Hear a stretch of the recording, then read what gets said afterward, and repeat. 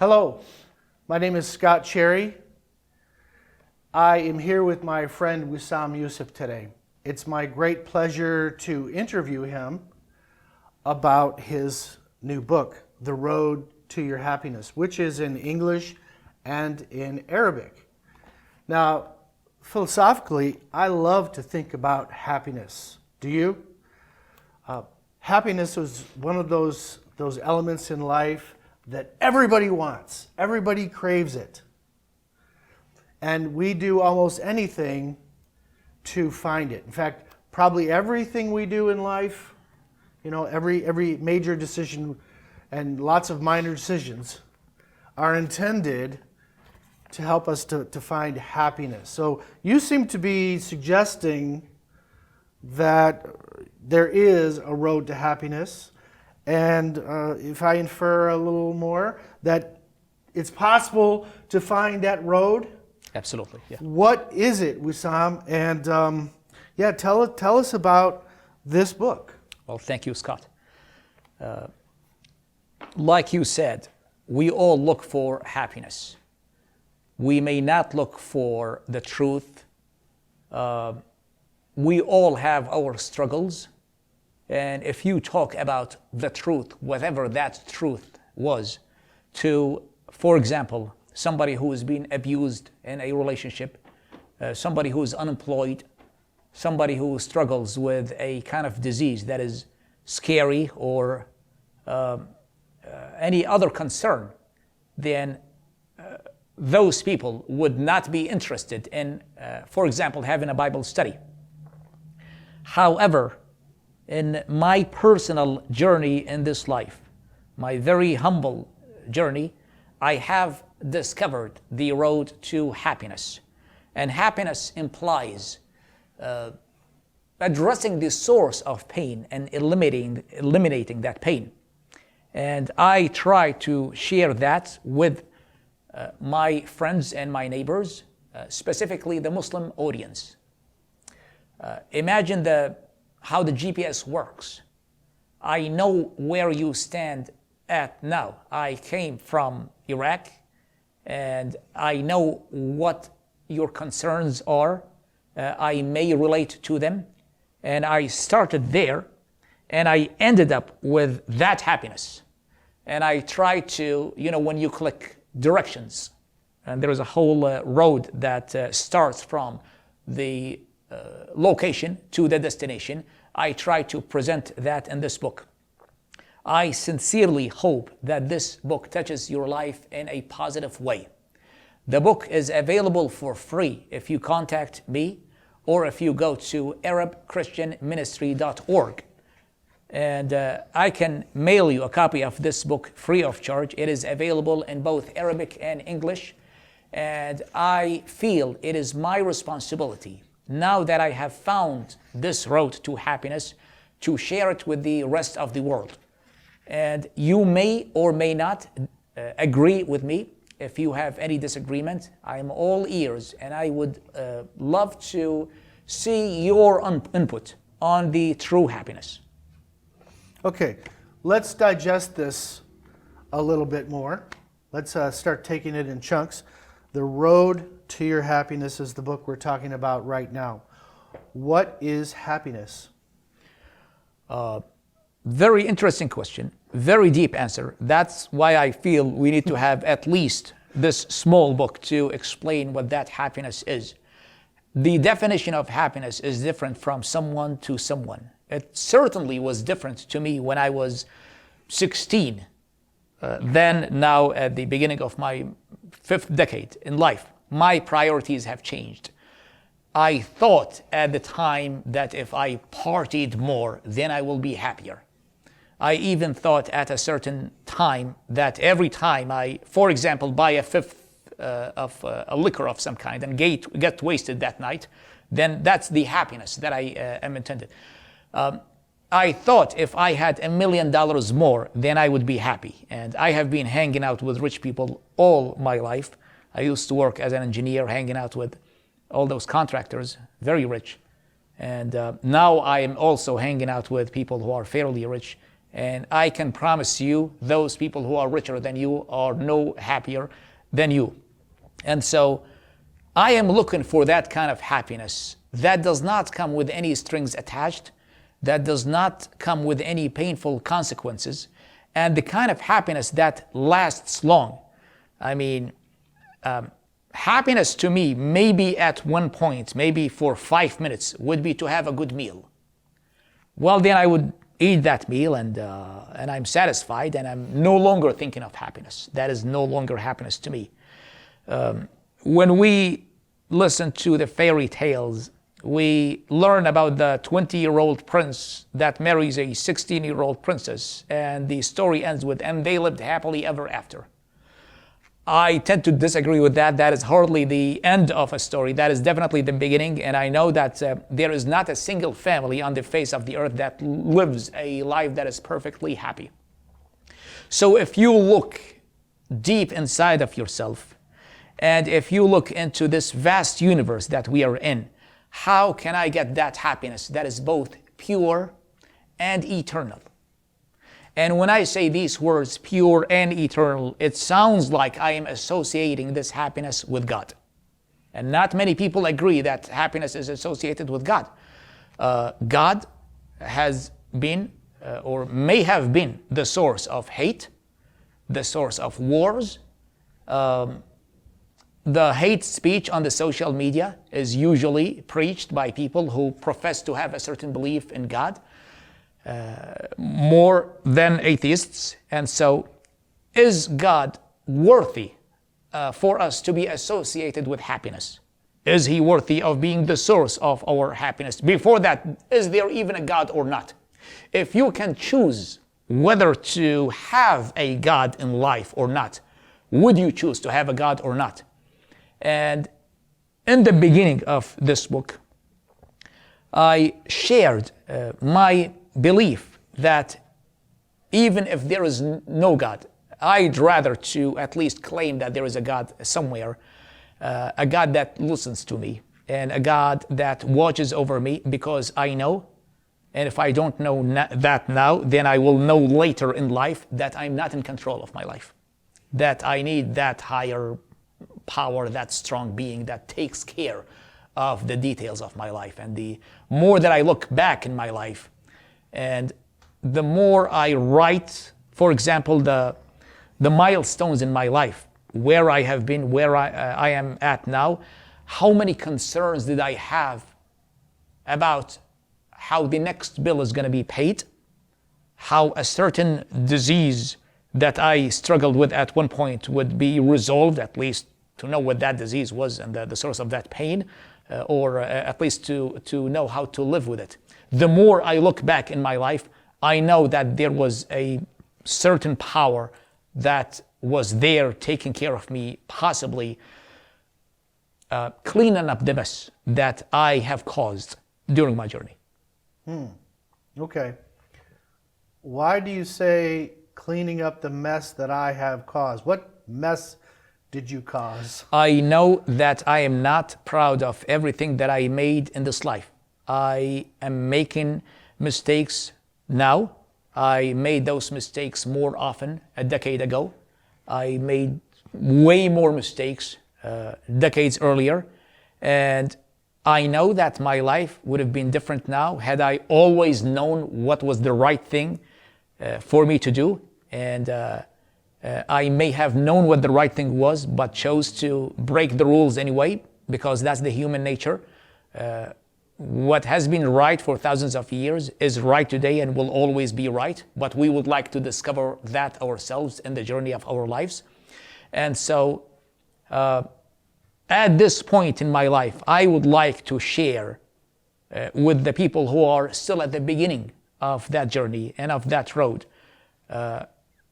You may be less likely to make those mistakes and to cause misery in your life if you at least consider what I am suggesting in this book. Okay. And that's what I'm trying to get at, is what actually are you suggesting? And I think your audience wants to know that in more specific details. But let me zoom out again. so far, you're associating happiness with God. You seem to be saying happiness comes from believing God and believing in Him and having a relationship with Him, and then other factors. Now, it's my understanding that you went from one belief system that you were born into, that you grew up in, and it was a kind of belief in God. Then you became an atheist for a short period of time, right? And now you have embraced a different belief system than either of the first two, right? And it is also a belief in God. Okay. Well, so how does your new belief system? You can use whatever terms you want to name it. How does your new belief system give you more sense of promise and hope for finding happiness than your first two belief systems? Good question. You know, I'm from Iraq, and I grew up in a generation that starved to have a more religious system than the secular military dictatorship installed back then. There was a starvation for God. And then we had the opportunity to have a more religious system in Iraq. And now I know, and every Iraqi knows, and everyone who has an Iraqi friend on the social media knows, that there is a general dissatisfaction with the way the religious political parties in Iraq are running things, with the results of extreme godliness that claimed the lives of hundreds of thousands of people. I still remember the very sad point in my life, and I regret that now. In 2013, I think, I had been in the United States for 2 years, and I could not believe that Iraq was getting into that violence and that chaos. And I was appalled by the hate that Iraqis had for their fellow Iraqis and all the murders that happened and the terrorism. And I used to look at every Iraqi when I, for example, listen to my favorite Iraqi song or watch my favorite Iraqi show on the internet, and I would see, does that person really have that root of that violence that eventually claimed the lives of hundreds of thousands of Iraqis? And I totally regret this now, knowing that an Iraqi is not a felon, but a victim. And I was a victim as well, and we all know somebody who was a victim of that extreme godliness. And so the question is, was God really behind that evil that had hit Iraq in the past 2 decades? Or was God being slandered in falsehood? Who is that God? And how can I know about that God? Well, I had a certain exposure to that God. And of course, we all know that whoever preached that God, who is a bloodthirsty, evil God, even though they did not directly say that God was evil, was not telling the truth about God. So in my journey, I came across this model. Regardless of whether that model is true or not, the model portrays for me the best image of God, an image of God that associates God with happiness and that protects or shields God from the evils that are befallen us in this world, not only in Iraq. A God that created everything and it was good. That model claims that God is the source of good and not of evil. That God is the shelter and not the problem. That God is the solution and not the problem. He is the cure and not the disease. So regardless of the truthfulness of that model, I started considering that model, and eventually I found multiple reasons to credit that model with some truthfulness.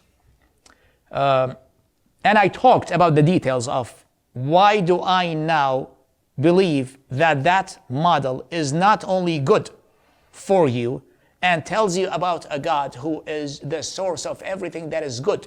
And the more you are hit by evil and you run toward that God, the more you would be saved from those pains and the closer you would be to happiness.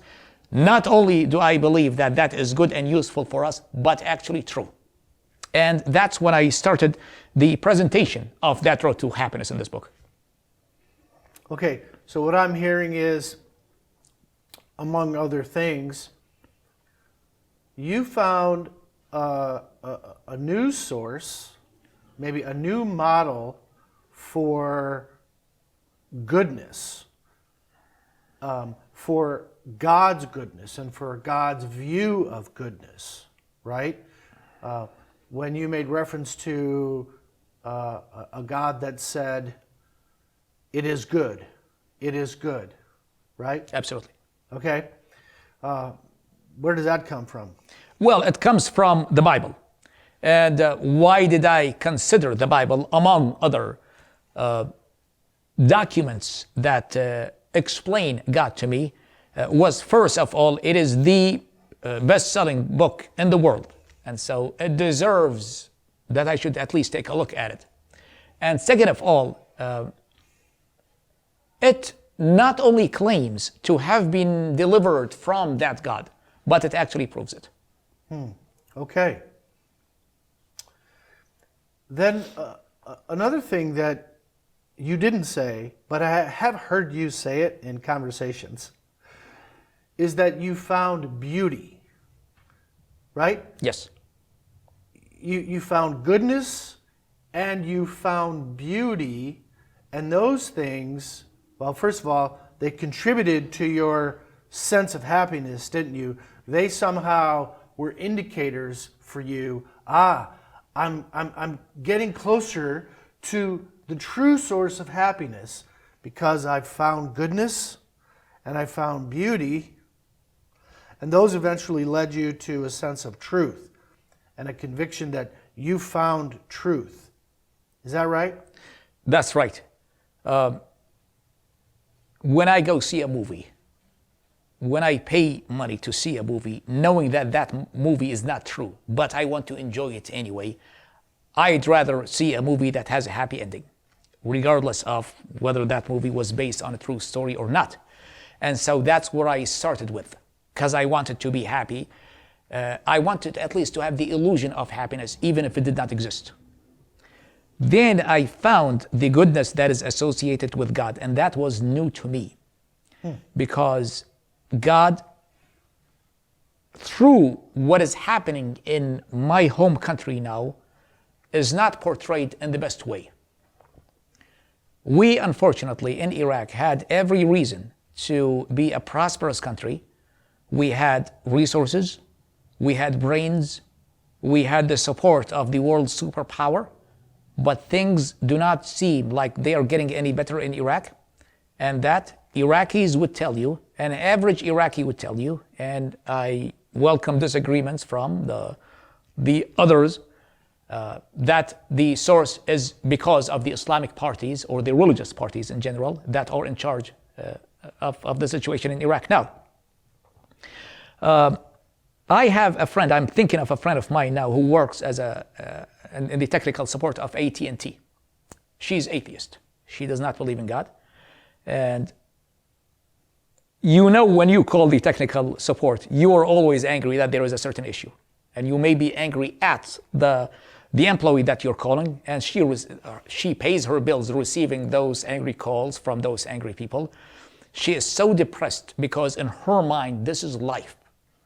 She's going to live being hated for nothing that she did, and then she's going to die, and that's the end of the story.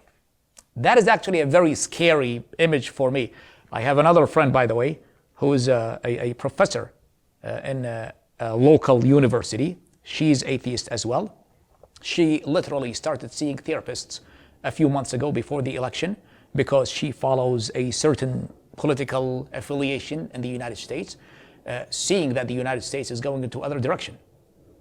And so for life to be that narrow, for no hope to you at all, that is scary.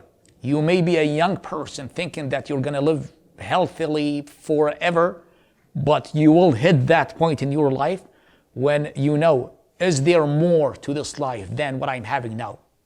And so that model preached to me the way for me to be happy, telling me that eventually everything will go well, especially if you choose the right way. And that there is much more to this life than this trivial part of time and of place that we found ourselves stuck in. People have been locked in for 9 months plus now because of the pandemic that we are having now. If I'm gonna die now, then that's life. I was born and raised in the wrong part of history. Well, if I follow that model gives a more eternal perspective that promises me happiness that would not end. Then it is appropriate for me to question, okay, I am eluding myself with this sort of happiness. Is it actually true or not? And that's when I start researching the claims and the proofs that that source is providing me with. Okay, let's thank you for that. In the final moments of this interview, Wissam, about your book, The Road to Happiness, I want you to talk to the audience. I want you to tell the audience, first of all, who should read your book, and why should they read your book, and what is it that you want them to take from your book? Right. It is reasonable to say that everyone who writes a book has a certain ideal reader in his or her mind. When I wrote the book, because of my background, the struggles that I am facing and dealing with are mostly relevant to people who would claim that they are of the Muslim faith. So I think, even though I would be happy if I know that everyone reads my book, it was written more specifically to the Muslim people because I can relate to them, especially if they came from a background like mine. What do I want them to have? If I know that I changed one person's life and made that person happy, and made that person certain and sure that he is or she is happy, I can say that my task was done. Okay, excellent. Where can people find your book? It is available on Amazon.com. It is also available for free on ArabChristianMinistry.org. Now, are you available to interact with people who read your book or who want to read your book, or with people who were interested in something particular you said today? Are you available and accessible to them by any means, any particular means?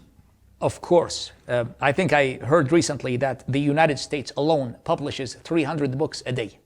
And so for people to all agree with every author, I don't expect that. And I think this book addresses some issues that may be deemed sensitive to some of the audience. I have been very respectful. I have not attacked any character or any culture, but I did what we all should do and what we all have the right to do, and that is questioning my surroundings and hearing from different or multiple sources and investigating multiple ways and then coming up with a certain way. I do not expect all people to agree with everything that I wrote in this book, and I would certainly like to hear their input as much as I would like for them to hear my input. And so I am available on the social media. I can be contacted through my website, ArabChristianMinistry.org, or through your website or your social media account. Mm-hmm.